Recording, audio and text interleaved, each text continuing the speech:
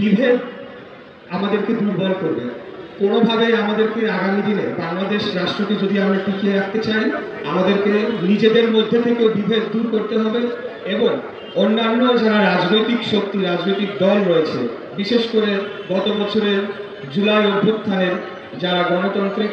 যুক্তরাষ্ট্রের এক নম্বর gym chain গোল্ডস gym এখন আবারও বাংলাদেশে বসুন্ধরা আবাসিক এলাকা ও বসুন্ধরা সিটি শপিং মলে।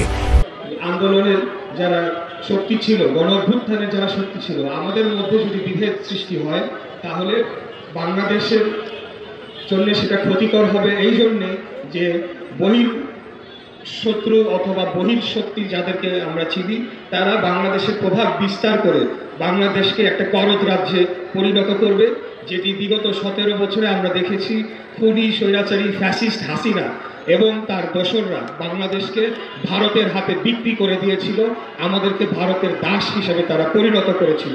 তো আমি আজকে মুক্তিযোদ্ধা প্রজন্ম দলে যোগদান করার মাধ্যমে আমাদের যে সম্মানিত বীর মুক্তিযোদ্ধাদের কাছে প্রতিজ্ঞা করতে চাই যে কোনোদিনও, যতদিন আমরা বেঁচে থাকব, বাংলাদেশকে আমরা কোনো দেশের দাস হতে আমরা দেব না। আমরা আমাদের লড়াই, আমাদের সংগ্রাম, এটা আমরা চালিয়ে যাব। এর পাশাপাশি বাংলাদেশ যদি মাথা উঁচু করে দাঁড়াতে হয় তাহলে গণতন্ত্রের কোনো বিকল্প নয়। আর গণতন্ত্র প্রতিষ্ঠা যদি করতে হয় তাহলে জনগণের ম্যান্ডেটের বিকল্প নয়। আর জনগণের ম্যান্ডেট যদি অর্জন করতে হয় তাহলে একটা নির্বাচনের কোনো বিকল্প নয়।